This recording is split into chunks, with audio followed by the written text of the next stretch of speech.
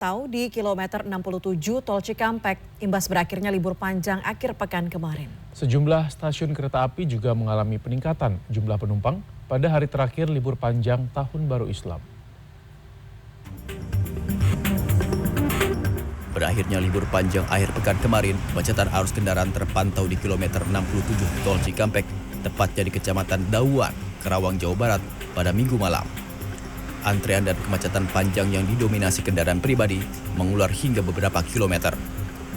Kondisi ini terjadi setelah meningkatnya volume arus kendaraan, baik pemudik balik maupun para pelancong yang mengikuti masa liburan dari arah Cirebon menuju Jakarta. Kemacetan diperparah dengan adanya pertemuan arus di kilometer 66 dari Tol Cipularang dan Tol Cikampek, sehingga kendaraan dari kedua arah harus melambat.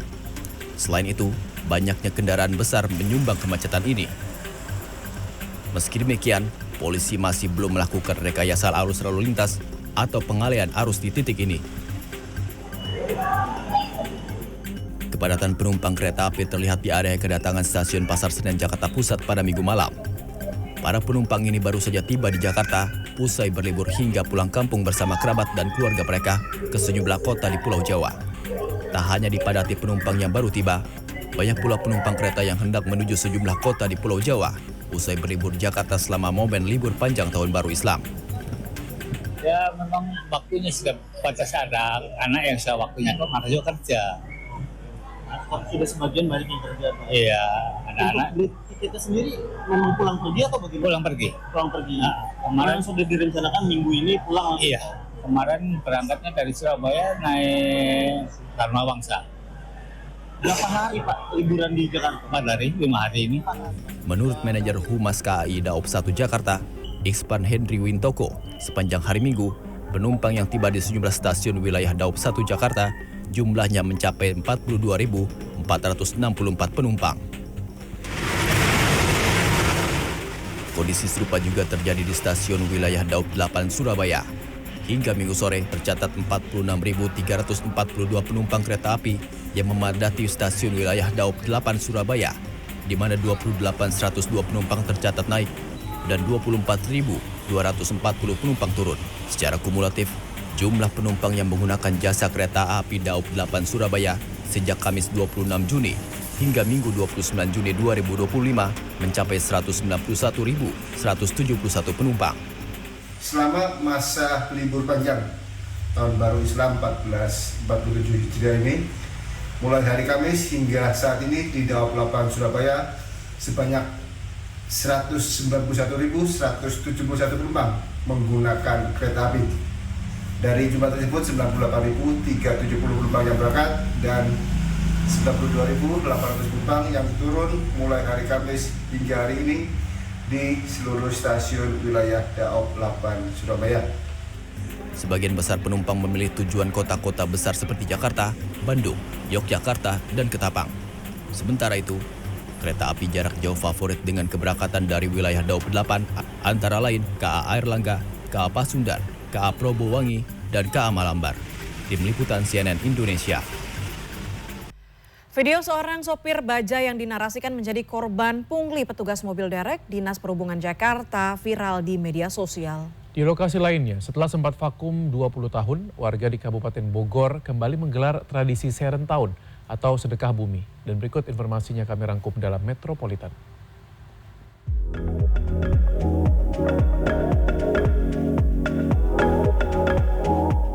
Tradisi Serentahun atau sedekah bumi kembali digelar di Kampung Cihideng Kramat, Desa Purwasari, Kabupaten Bogor, Jawa Barat pada Minggu pagi. Sejumlah dondang atau gubuk makanan berisikan hasil bumi seperti sayur mayur, buah-buahan hingga nasi tumpeng diarak keliling kampung. Arak-arakan kemudian berakhir di petilasan Surya Kencana yang letaknya 600 meter dari perkampungan. Tradisi warga tahunan yang sempat vakum selama 20 tahun ini diakhiri dengan membagikan hasil bumi dan makan bersama di kawasan petilasan Surya Kencana.